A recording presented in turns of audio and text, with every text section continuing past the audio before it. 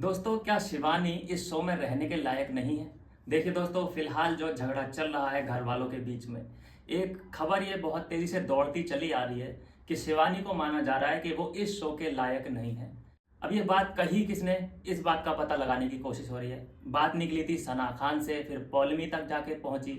पौलमी से पूछा गया कि नहीं, लायक वाली कोई बात नहीं हुई थी। बात ये हुई थी कि ये बच्ची है, चाइल्डिश है, इसको इतनी समझ नहीं है। दोस्तों, ये तो सना ने बोला हो या पौलमी ने बोला हो, मुझे नहीं पता, लेकिन मैं खुद मानता हूँ कि वो इस शो के लायक नहीं है। बस ये चैनल का फालतू का खर्चा हो गया है। जैसा सोचा था, इसको कंपेयर कर रहे थे मनीषा रानी से। मनीषा रानी एक अलग चीज़ है, लेकिन ये बिल्कुल इसने गंवार पने की हद पार कर दी है शिवानी ने। मज़ा बिल्कुल नहीं आया। जैसा सोचा था स्टेज पे, जैसी दिखाई दे रही थी कि अरे हमें तो बहुत लड़नों आतो है, हमें अंदर जान दो, ये लोग तो सब भागे भागे फिरे हैं हमारे सामने।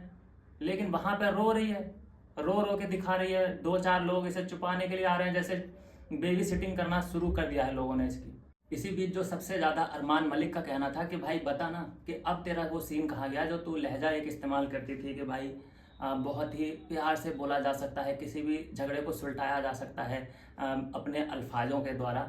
अब वो तेरा वो कहाँ गया हिसाब किताब? पहले जैसा जो 2 दिन पहले बोला था कि अल्फाजों के तफल्लुस से ये सब चीज़ें सॉल्व हो सकती हैं, तो अब क्यों अपनी वॉइस रेज कर रही है? तो यहाँ पे सना सुल्तान को फिर से मुंह की खानी पड़ी है। नहीं, इस बात का जवाब था उनके पास। और खैर, मैं बात करूँ शिवानी की, तो देखिए कितना ही कोई उसका साइड लेगा, लेकिन वो नहीं टिकने वाली है। उसको मेरे हिसाब से कि घर से बाहर कर देना चाहिए, क्योंकि वो लोगों का सिरदर्द बन चुकी है। उसको कुछ चीज़ें समझ में आती नहीं हैं। बहस चल रही होती है, बहस चल रही होती है लोगों की, और ये बीच में इसको मज़ा आने लगता है, हंसने लगती है।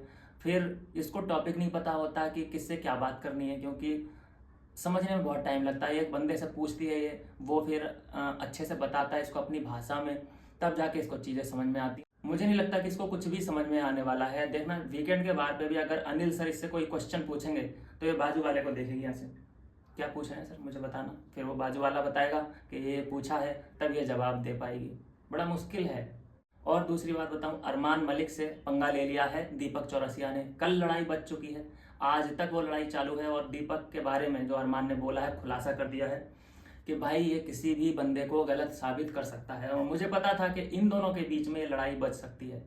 कोई और दीपक के बारे में, मतलब दीपक के अगेंस्ट नहीं जा सकता, सिर्फ अरमान जा सकता है। वो इतनी कुव्वत रखते हैं कि अरमान गलत को गलत बोल सकता है। ये नहीं है कि तुम बीमार हो, तुम एजेड हो, तो मतलब तुम्हारी हर बात सही है, कभी नहीं। क्योंकि बोला है, अरमान ने खुद बोला है कि मैंने भैया इसकी डिबेट देखी है, ये लड़वाने में लोगों को माहिर है और बतियाने में माहिर है।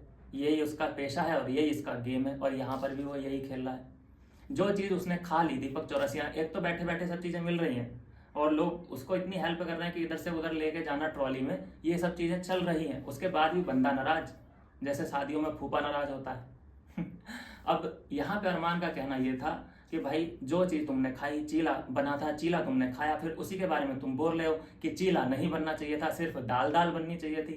कहाँ का सेंस है भाई ये? तो यहाँ पे जब ये बात बोली गई, आईना दिखाया, दीपक चौरसिया को तो बुरा लग गया। तो वो बात आज तक चल रही है। ये लड़ाई कल हुई थी, बात अभी तक चल रही है, और ये बात दूर तक जाएगी। खैर, नॉमिनेट तो है दीपक चौरसिया, अरमान अभी तक बचे हुए हैं।